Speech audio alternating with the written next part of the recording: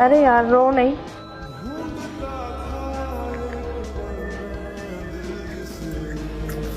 अरे यार टिश्यू ला।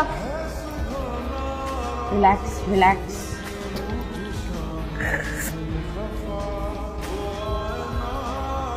अरे मेरा बच्चा, it's okay to cry, you see? It's okay to cry. Okay, now look at me. I think that it's okay. और अवाम को पता होना चाहिए कि जब कोई इंसान दुश्मनी में कोई ऐसी बकवास या ऐसी जलील हरकत करता है तो लोगों की मेंटल हेल्थ और उनके इमोशंस और उनकी पर्सनल स्पेस कितनी डिस्टर्ब होती है। अगर कोई औरत दिखा नहीं रही, इसका मतलब ये नहीं है कि आई थिंक बहुत सारे लोग होते हैं ना वो खुद क्या है, आई थिंक कोई औरत इस लेवल पर नहीं गिरेगी। एंड हरीम भी एक नॉर्मल खातून है, उसका एक घर है, उसके अपने माँ बाप है।